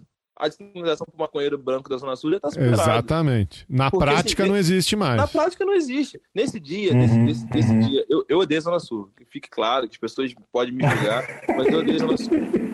Por questões óbvias que eu não preciso nem explicar. E aí, nesse dia, é engraçado porque eu tava ficando com uma guria que morava lá em Botafogo, e aí a gente, né, eu fui pra lá pra gente comer uma pizza, enfim. E aí eu esperei ela na cafeteria, e aí fiquei lá e eu fiz essa análise, né, tipo, só tinha eu de preto na cafeteria durante meia hora. Depois a gente sentou num bar, cara, pra comer um bagulho. Cara, os moleques fumavam, e era ali na rua do metrô, salvo engano, na rua Nelson Mandela. Ou na Voluntária da Pátria, uma das duas. Os moleques que fumavam, além de fumar abertamente, eles dividiam drogas, claramente, no meio da rua, na calçada. Eles dividiam maconha na calçada sem nenhum pudor, sabe? Então, assim, falar de debate, de descriminalização da droga, não, para um grupo isso já está esperado. É pra gente, isso é pra controlar, isso é pra salvar nossa vida, pra salvar nossas casas, nosso território, a polícia parar de usar caveirão aéreo ou terrestre nos nossos territórios em cima de uma fantasiosa guerra às drogas que não existe. É uma guerra aos pobres, é uma guerra ao povo. E também, assim, hoje, nesse mesmo podcast ruim, o cara falou assim, é uma guerra à população. E aí o especialista falou, temos uma guerra, não é uma guerra à droga, é uma guerra à população. População caralho, é uma guerra à população preta. Não vamos dizer que é uma guerra... É porque isso, o branco ele tem mania de universalizar o bagulho. Eles acham que só ele, tudo que é posto como uma leitura do branco, ela se enquadra toda a sociedade. Porque é isso, o branco ele não se entende como raça. Então, nós estamos a universalidade e os demais são a raça. O amarelo é uma raça, o asiático, o negro, não sei o que, são raças. A gente não, a gente é universalidade. Então, quando atinge, ele acha que atinge ele, atinge todo mundo. Aí, quando atinge um grupo, atinge só aquele grupo. Porra nenhuma, a guerra de drogas é a guerra da população preta, não é a guerra toda da população brasileira. Porque o moleque branco que mora na Sul tá fumando lá de boa, tá tomando tapa na cara, nem vai chegar na delegacia e ficar 8 meses preso por causa do rádio comunicador. O moleque preto na periferia vai. Então não vem falar que a guerra às drogas é uma guerra à população brasileira. É uma guerra à população preta brasileira. Porra, vamos ser minimamente honestos no debate, sabe? Porque essa desonestidade intelectual, essa desonestidade do branco, operador do direito, é o que tá nos matando. Porque eles estão discutindo isso há mais de 30 anos, desde uma democratização, discute drogas com critério, olhando para o próprio umbigo, não leva o bagulho a sério, não contextualiza historicamente, não mostra que isso é um racismo estrutural, que isso é um projeto de país há mais de um século, e aí traz soluções que não atende e que só mantém a nossa prisão, porque no final das contas, eles estão na academia discutindo, eles estão participando de podcast, eles estão fazendo estudos, tese, mestrado, doutorado, e a gente está morrendo nas favelas e periferias, sabe qual é? Então, assim, a culpa disso é muito dessa galera branca, progressista, que só olha o próprio umbigo e não se preocupa com a vida do outro e que não racializa a porra do debate. É isso aí, cara. Não tem nem mais o que falar. E essa galera que tá toda presa, né? Então vai descriminalizar? E essa galera que já foi presa? Reparação, né? De danos. Reparação. Vai pra rua? Vai soltar? Vai ter indenização? O Estado vai pagar a indenização pra essa turma? E aí? O que acontece? Quer ver uma forma muito simples? Vamos legalizar o comércio e a gente vai incidir um imposto sobre isso, não vai? Vamos ter uma fonte de renda nova para o governo. Usa parte dessa fonte de renda para reparar. O governo vai perder R$1. Vai ser um tributo novo, algo que não está no sistema financeiro. Usa parte dessa renda, desse imposto sobre esse comércio novo para reparar essa galera. Não precisa nem investir. Porque investir, tecnicamente, é você tirar do bolso e, não, você não vai nem tirar do bolso. Você não conta com essa grana, ela não está no orçamento de 2020. Sabe, é muito simples. Basta ter interesse. Basta enxergar o povo preto, favelado e pobre como parte do país. E não achar que parte do país é só quem é branco de classe média e zona sul. No final de tudo, a questão é interesse. Falta interesse e falta enxergar o país como um todo. Perfeito, cara.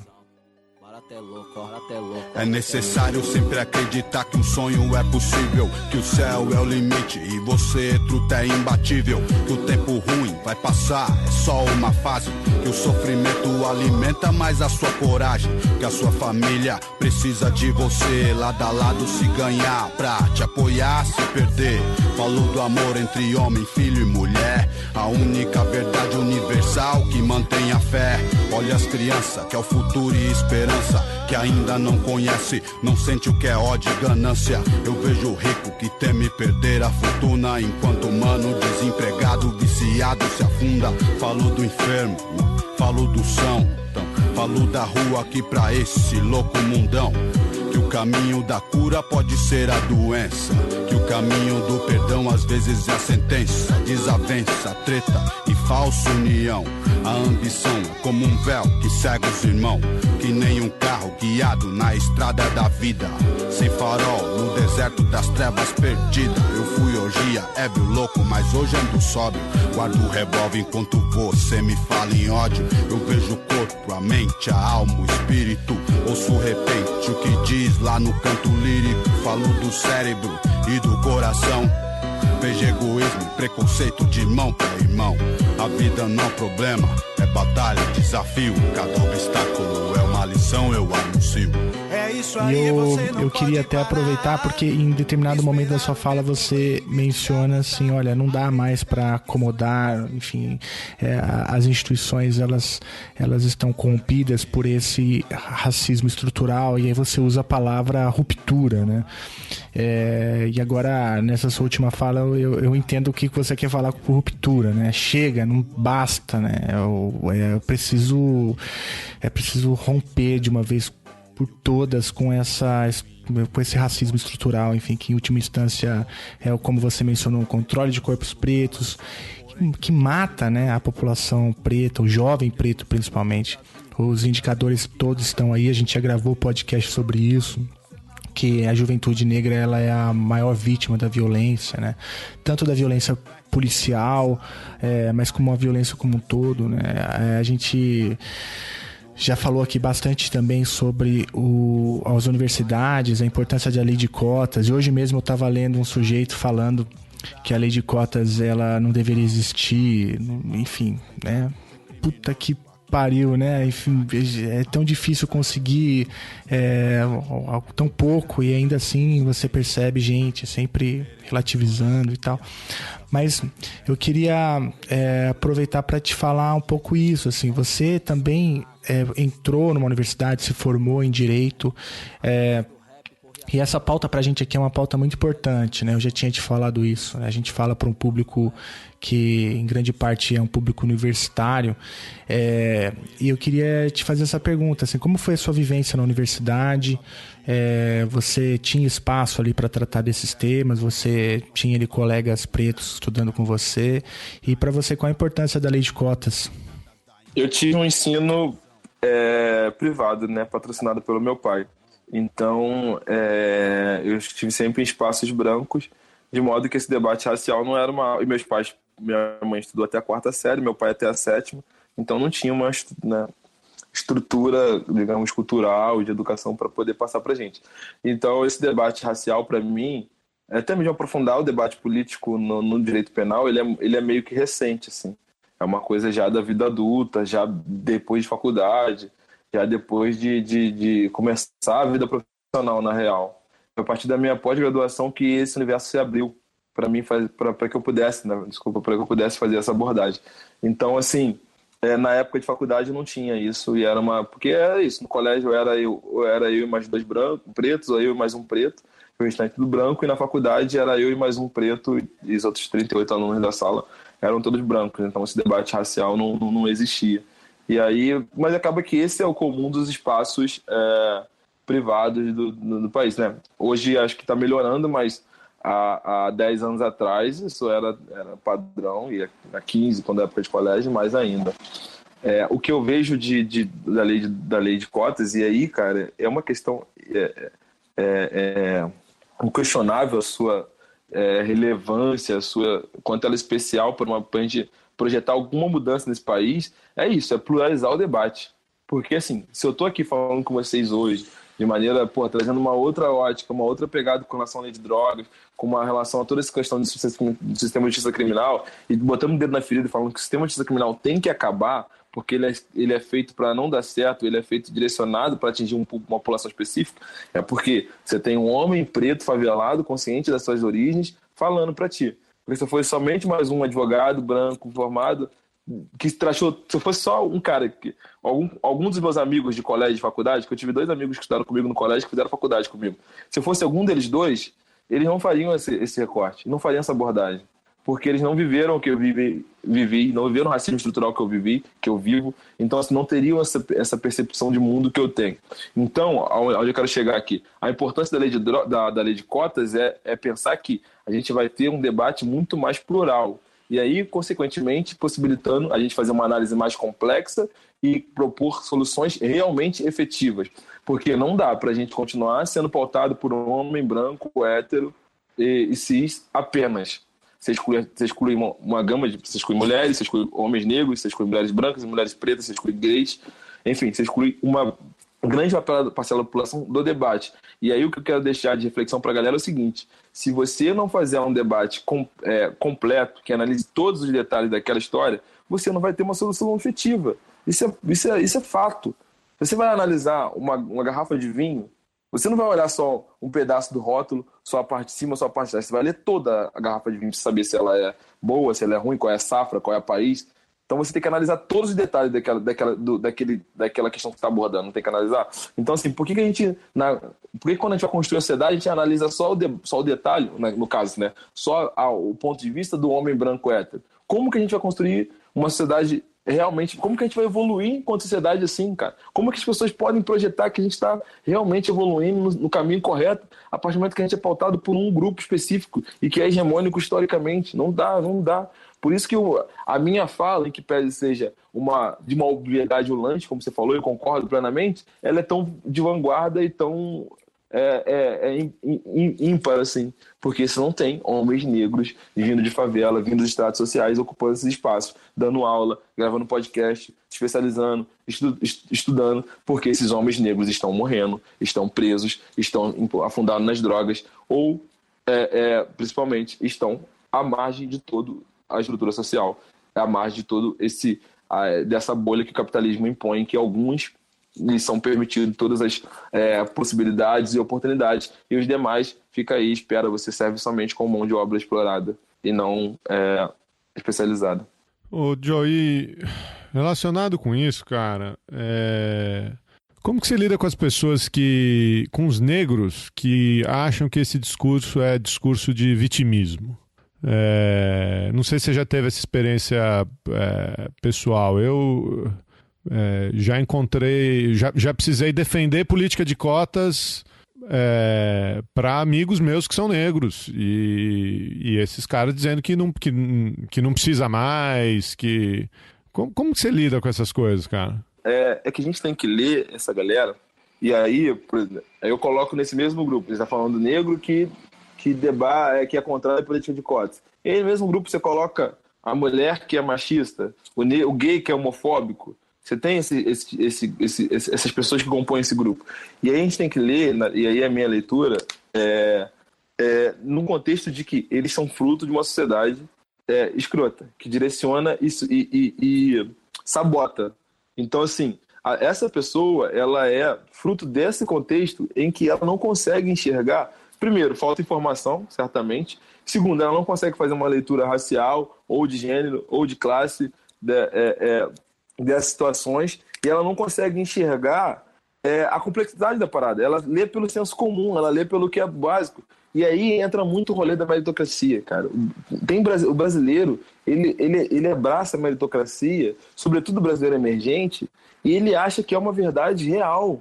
Ele acha que realmente somos todos iguais e que você consegue conquistar uma coisa à base apenas de mérito, sabe? E é engraçado porque, assim, a minha história viralizou e chegou no Twitter, chegou até Felipe, chegou até o UOL, chegou até o Intercept, por causa de um rolê de meritocracia. Porque eu tava numa barraquinha comendo sopa, uma noite qualquer aqui perto de casa, e entrou um debate de criminalização, e aí eu me identifiquei como advogado, e expliquei pra eles estudo de segurança pública, botei isso tudo. Aí o cara, tá vendo? Mas assim, tá vendo? O Joel é preto, é de favela e é advogado. Basta querer que todo mundo consegue. Eu falei, não, irmão, não é assim não. Primeiro que eu sou preto, de favela e advogado, ok. Mas eu sou advogado porque eu tive um pai, ex-traficante, que pagou todos os meus ensinos, meus estudos, desde o colégio, desde o CA, brother. Eu tenho 30 anos, eu sou um homem preto, favelado, e eu nunca estudei em colégio público na minha vida. Eu não sou um padrão de exemplo de meritocracia para ninguém, sabe? Eu fazia estágio, eu usava o meu dinheiro do estágio apenas para mim, para comprar a camisa da Oscar e vodka na noitada. Enquanto a galera que faz estágio aí nas periferias do Brasil pagam ou a faculdade ou botam comida na casa, na mesa de casa, sabe? Então, assim, eu não sou exemplo de meritocracia para ninguém, brother. Eu sou um puta privilegiado no aspecto econômico da parada. Então, assim, a meritocracia não existe, mas é vendida como se existisse, porque é um dos mecanismos de controlar essa galera, porque aí fica muito fácil. Você entende que... porque, assim, a partir do momento que você coloca a meritocracia como uma verdade universal, você vai poder, consequentemente, dizer esse grupo aqui que é pobre, que está na favela, que, por exemplo, na favela do Jacarezinho, que tem o terceiro pior IDH do estado, você vai pensar assim, ele é pobre porque ele não se esforça. Porque se ele se esforçasse, meritocraticamente falando, ele poderia ganhar dinheiro suficiente para morar no Botafogo, Ipanema, Tijuca e sair desse terceiro IDH da cidade. O fato dele ter uma escola fodida, o fato dele ter dias e dias ao longo do ano sem aula por causa de operação policial, o fato... Isso não entra na questão. O fato de que uma alimentação deficiente na primeira infância influencia na sua possibilidade cognitiva, de aprendizagem e tudo mais, não é levado em consideração. Os traumas da infância, dessa galera que mora em situação de vulnerabilidade, em territórios de conflito, pela guerra de drogas, são influenciados por esses dramas e por essas marcas de ver um corpo, ouvir tiro, saber que um parente morreu, tudo isso influencia na construção da psique dessa pessoa, e isso influencia no processo de aprendizagem dela aí mais para frente, 10 a 15 anos. Então, assim, nada disso entra no debate. Por quê? Não entra no debate porque a classe média, a elite, não é alcançada por isso.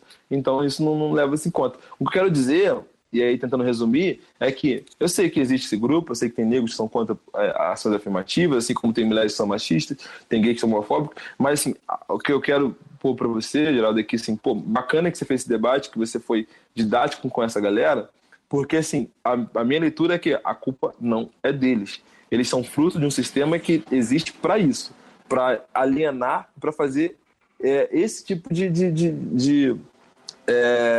objetivar esse tipo de situação mesmo. Porque a partir do momento que você coloca esses grupos que são afetados por essa prática que eles não defendem ou que eles não enxergam, é mais fácil você, infiltrar e fazer com que ele entre em conflitos entre grupos, sabe? Você bota um preto contra o preto porque um preto defende a lei de cotas e o outro não. E aí esse conflito mina todo um grupo que já é fudido. Então isso é um projeto, eles são fruto de toda uma sociedade, então assim, a culpa não é deles, é a minha leitura. Eles são fruto de toda essa estrutura muito mais ampla.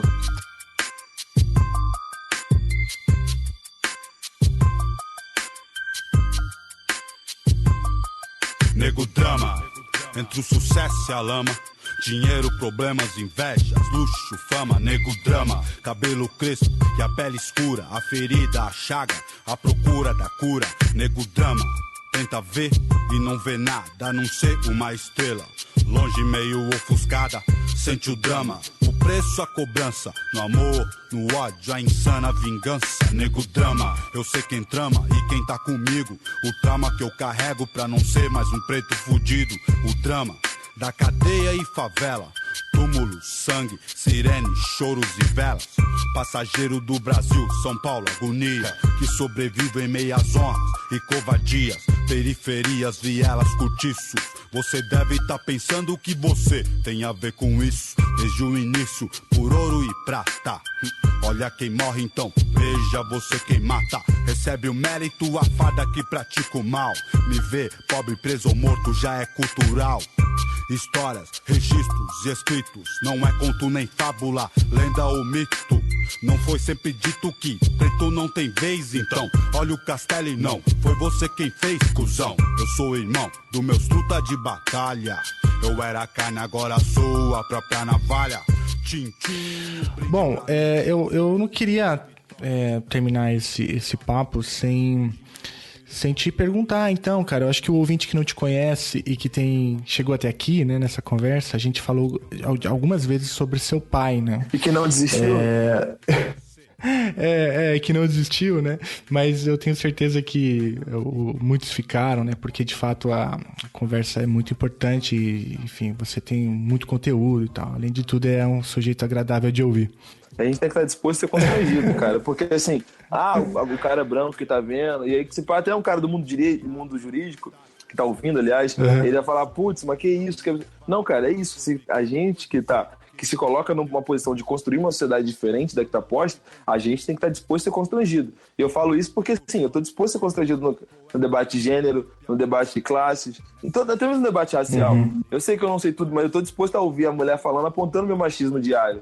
Que existe. Então, assim, eu só vou conseguir mudar e diminuir o meu machismo a partir do momento que eu me atento com ele, que eu estou disposto a ser constrangido quando ele extrapola, ou quando eu, enfim, sou machista. Então, assim, não adianta você achar que, eu tô no rolê do progressista, tô aqui para construir uma parada diferente, mas, calma aí, mano, se você tá discordando de mim, não pode? Não, mano, você tem que estar disposto a ser constrangido.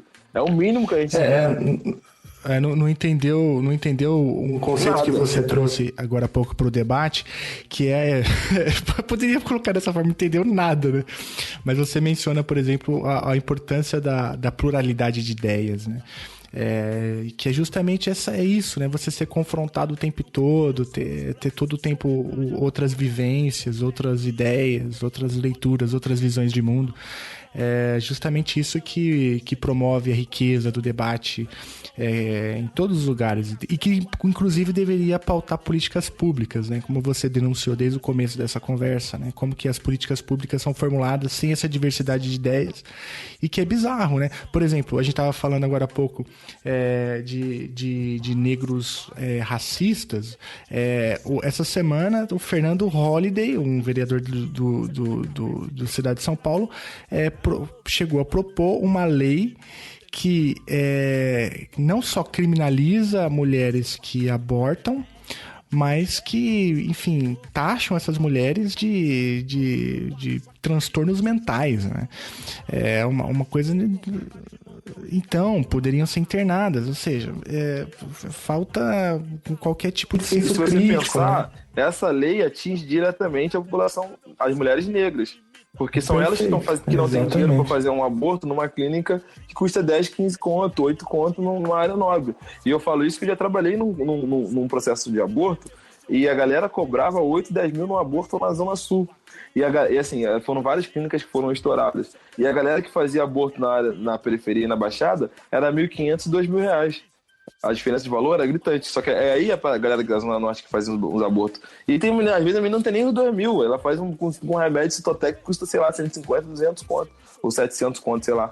Mas assim, é essa menina que não vai ter condições de fazer uma clínica na Zona Sul, clínica bonitinha, que ninguém suspeita, por 10 conto, que vai ser alcançada por um projeto de lei como esse do Holliday.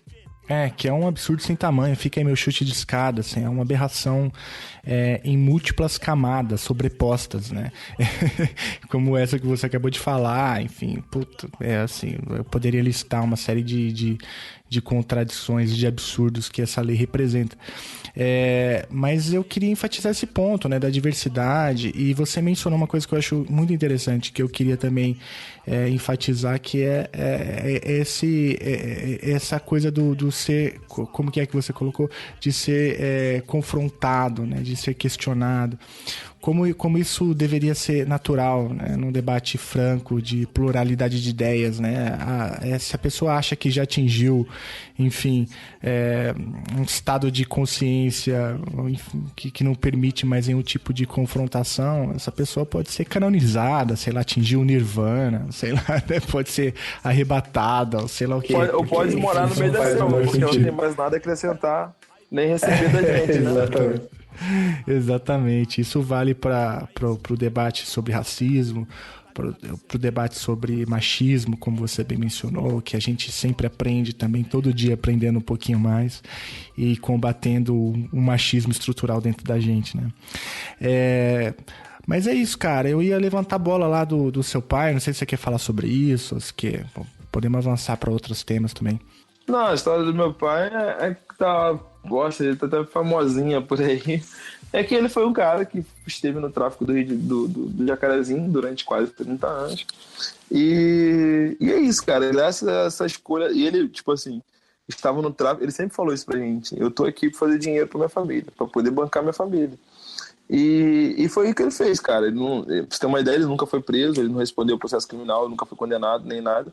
Porque a dele era comprar uma substância e revender, ponto, sabe? Tipo, não tem nada...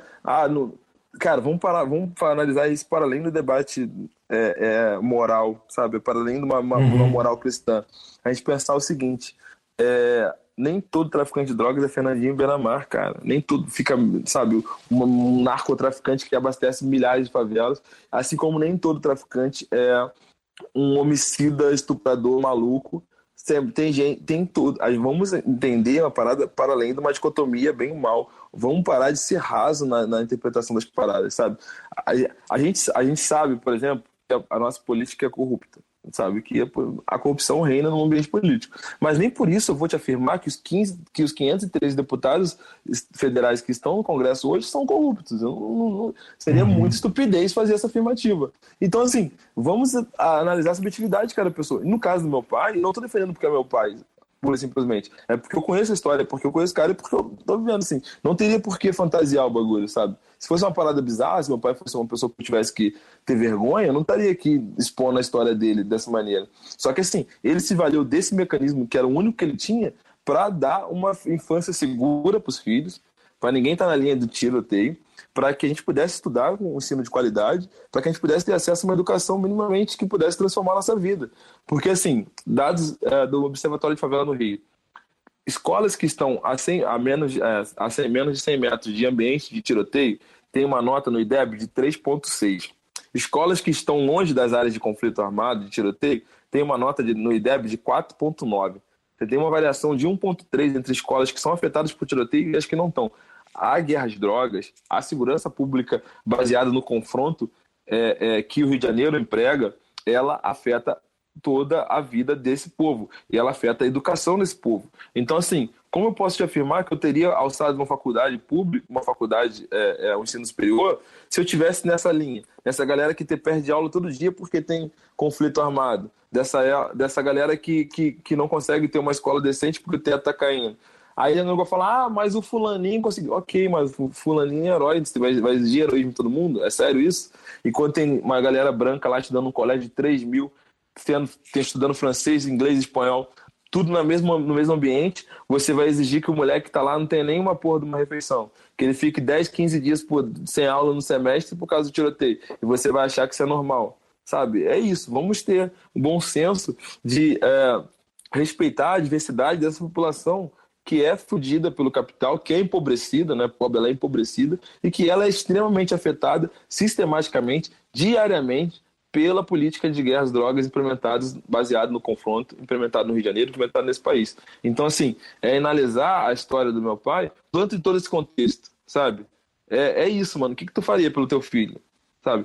Tem gente que faz coisa muito pior e ninguém fala nada. Tem pai que passa pano aí, filho, em crimes muito mais graves, a galera comete homicídios e tal, e o cara passa pano e ninguém questiona. E aí, se meu pai escolhe se valer de um mecanismo que o Estado diz que é lícito, né? E aí a gente tem que pôr isso, porque assim, a criminalização da droga existe porque é uma pauta que o Estado criminalizou. E uma coisa importante também, a população que socorre ao tráfico, é interessante as pessoas entenderem, a galera do asfalto, que, mano, nem todo mundo tá no tráfico de sacanagem, não. A pesquisa do Observatório de Favela ano passado apontou que 64% dos jovens que entravam no tráfico no ano passado, ouvido pela pesquisa, melhor dizendo, faziam para ter dinheiro para ele ou para a família. O tráfico na periferia é um mecanismo de sobrevivência, é um mecanismo de você ter uma condição minimamente digna de subsistir, de se alimentar, de ter uma moradia e de ter itens de consumo básico. Porque essa sociedade que a gente tem, ela é pautada pelo consumo. Todo mundo quer consumir. Todo mundo quer ter o melhor carro, o melhor iPhone, a melhor cerveja, quer tomar Heineken, quer tomar vinho legal. E o pobre não. O pobre tem que se conscientizar com a vida de merda dele. Comer quando dá. Cara, meu pai contava a história que ele comia angu frito quando ele era moleque. Sabe? Comia mortadela frita, era a base da alimentação dele. O cara morou no colégio interno com 6 anos de idade. 6 anos de idade, tem moleque branco sendo empurrado em carrinho por babá na Zona Sul.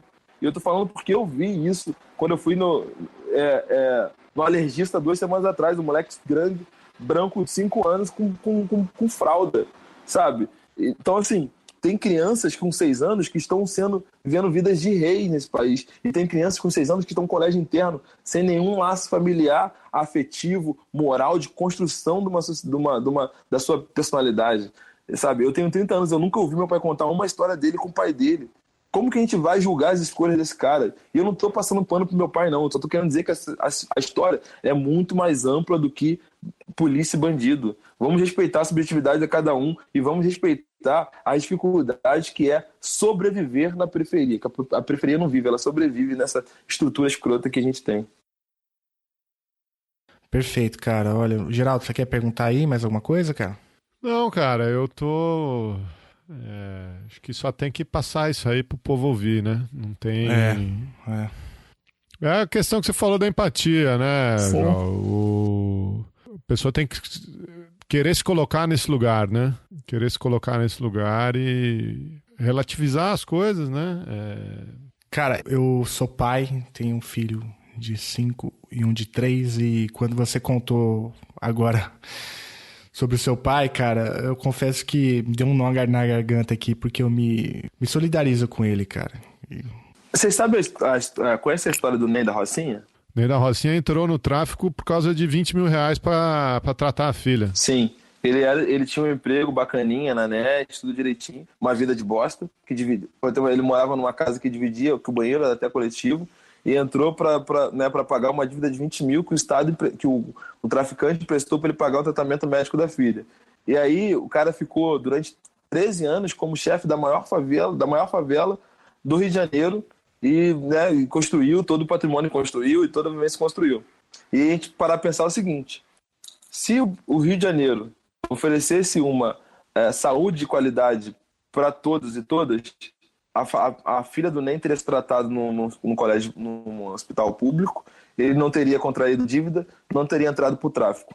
E aí entra a questão seguinte: quando a gente fala em vítima da sociedade, e a galera fala, e a galera quer fazer aquele debate raso de pegar um genocida qualquer e falar, isso aqui é vítima da sociedade também. Não, é entender que se o Estado cumprisse com todo o seu papel, cumprisse com todas as suas demandas, muita gente não iria socorrer ao tráfico como mecanismo de subsistência.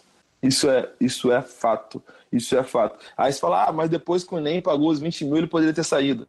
Cara, é um rolê muito fácil. Sair do tráfico, sair desse círculo do tráfico, não é uma coisa simples, não é uma coisa fácil. Seja porque assim, Imagina, tu sai de uma estrutura que tu tá numa casa e divide um banheiro coletivo. De repente tu paga o tratamento médico da sua filha. De repente você começa a ter uma vida um pouco mais confortável. Você começa a ter uma casinha legal. Aí você, sua filha começa a estudar no colégio bom. É simples romper com isso, voltar àquela vida de bosta de antes? Seria simples, realmente? Para pensar. Mas não é nem isso, né? E o chefe que vai assumir depois? Vai deixar o NEM sair andando? Exatamente, isso que eu falei antes. Não é fácil sair desse... E eu sei porque eu vi isso dentro de casa. Não é simples você sair. Sabe, a galera que tá lá dentro, é todo um ciclo vicioso que age para que você não saia. E aí, também, contar o seguinte, quando o cara sai, ele convive sistematicamente com a possibilidade de ser sequestrado pela polícia, sabe? Isso acontece muito. E aí não sou eu que estou falando, não, e não adianta me apontar o dedo, não. Porque quando Hélio Luz, que foi secretário de Segurança Pública de Polícia Civil no Rio de Janeiro, assumiu a Polícia Civil do Rio de Janeiro em 1997, ele falou a seguinte frase: a partir de agora, a DAS não sequestra mais. E a DAS é a Delegacia Antissequestro. Ela é famosa por sequestrar pessoas. A Delegacia Antissequestro da cidade do Rio de Janeiro, do estado do Rio de Janeiro, era famosa por sequestrar pessoas. E o chefe de Polícia Civil falou: a partir de agora, a DAS não sequestra mais. Então quem está falando aqui não é o Joel. Eu estou repetindo informações de fontes de segurança pública que eu li. E é isso. Os caras convivem com tudo esse tipo de violência. Então, você vai sair, você tem que estar preparado para cortar todos os vínculos com a sua família que tá ali naquele ambiente de periferia. Você não pode sair e continuar morando no morro, mano. Porque a polícia vai bater e vai te levar, mesmo que você não deva nada. Então você tem que cortar todos os vínculos, você tem que ir pra longe, você tem que se separar, você tem que construir uma nova vida. E ainda assim correr o risco da polícia alcançar naquele local, do Estado de alcançar naquele local e te criminalizar, mesmo você não tendo mais nenhum vínculo. Então, assim, é um rolê muito mais profundo.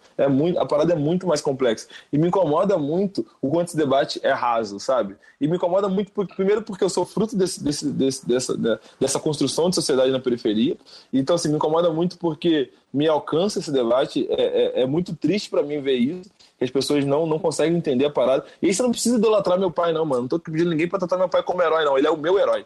Ele é o meu herói. Não precisa ser o seu herói, não é herói de ninguém, não. Só preciso que a gente respeite a subjetividade da parada, faça um debate muito mais profundo pra que a gente tenha um debate sério, sabe, mano? Um debate sério. Porque, assim, quando a mina vem falar comigo sobre o episódio de machismo que ela vive, eu não vou responder com senso comum. Eu vou respeitar o que ela tá pondo e saber que aquilo que ela me passa é um pedaço do iceberg, que a base, que a maior parte está debaixo da água, sabe qual é? Então isso que eu tô falando do tráfico de drogas, da lei de drogas, da favela, do tráfico, é a parte de cima do iceberg, a parte de baixo é muito mais profunda. Então vamos parar com esse discursozinho de que, mano, isso aí é tudo sementinha do mal, mano. Sementinha do mal, caralho, a galera tá fudida, a galera sobrevive, tá ligado? Então, assim, tipo, mano, vamos ter um respeito com quem tá morrendo, e morrendo de várias formas, sabe? O genocídio do povo negro é uma pauta real, é uma pauta histórica desse país, é uma pauta que nasce há muito tempo, e ela se reinventa, hoje com cárcere, hoje com a lei de drogas, hoje com auto de resistência, sabe qual é? Mas ela já foi com racismo, ela já foi com a escravidão, ela já foi com lei de vadiagem, ela já foi com várias, ela foi com fomento à imigração do branco. Então, assim, o genocídio do povo negro, ele se reinventa sistematicamente nesse país. O Brasil ainda não entendeu e não absorveu o negro como parte da sociedade. O Brasil que eu digo é o Brasil elitizado, o Brasil que manda, o Brasil que constrói as políticas públicas nesse país. É isso aí. Pô, Joey, que aula que você deu pra gente, cara. Fazia tempo que eu não tinha uma aula tão boa, cara. Obrigado. Tava muito bom, cara. Muito bom. Cara, eu fico feliz aí que eu consiga somar aí com o podcast de vocês, com esse debate, que a galera possa abrir um pouco os olhos e se interessar, sabe? Eu falo de segurança pública, que é a minha área de estudo, de trabalho, mas eu estou sempre tentando acompanhar outras pautas, as pautas de gênero, sobretudo, por mais que não me atinja diretamente, mas é uma parada que a gente tem que acompanhar para fazer um debate mais profundo. Então eu queria muito que a galera saísse. A gente sabe que a vida é fodida, todo mundo tá correndo pra pagar boleto, pra crescer na vida, pra ter uma profissão minimamente digna. Mas, mano, vamos ler o jornal, sabe? Ler todas as notícias, não ser só parte de esporte, não ser só parte de TV, sabe? Se interessar pela opressão que tu não vive, se interessar por temas que não te alcançam, Porque, caraca, mano, não dá pra gente delegar a nossa vida a 513 deputados e 82 senadores, cara. O mundo, pra gente construir um país melhor, a gente precisa de mais do que 600 pessoas mandando nele, sabe? São uns 210 milhões de pessoas. A gente precisa de que as pessoas somem nesse debate. A sociedade civil organizada precisa participar desse debate. Porque senão, mano, só tem homem branco, hétero, empresário ditando as leis desse país. E aí a gente não vai avançar de modo algum nessa dinâmica de construção de relações sociais. Presentemente eu posso me considerar um sujeito de sorte, porque apesar de muito moço, me sinto são e salvo e forte. E tenho comigo pensado, Deus é brasileiro e anda do meu lado, e assim já não posso sofrer no ano passado. Tenho sangrado demais, tenho chorado pra cachorro. Ano passado eu morri, mas esse ano eu não morro. Tenho sangrado demais, tenho chorado pra cachorro. Ano passado eu morri, mas esse ano eu não morro. Ano passado eu morri, mas esse ano eu não morro. Ano passado eu morri, mas esse ano eu não morro.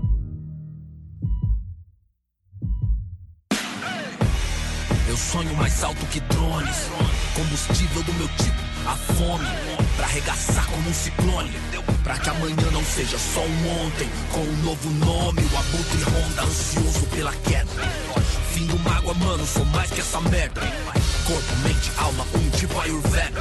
Estilo água, eu corro no meio das pedras. Na trama, tudo os drama curvo, sou um drama turbo. Conclama se afastar da lama enquanto inflama o mundo. Sem melodrama, busco grana, isso é usando em curso. Capulanas, katanas, busca nirvana, é um recurso. É o mundo cão pra nós, perder não é opção, segue. De onde o vento faz a curva, brota o papo reto. Não deixo quieto, não tem como deixar quieto. A meta é deixar sem chão quem? Rio de nós sem teto. Tenho sangrado demais, tenho chorado pra cachorro. Ano passado morri, mas esse ano eu não morro. Tenho sangrado demais, tenho chorado pra cachorro. Ano passado morri, mas esse ano eu não morro. Belchior tinha razão. Ano passado eu morri, mas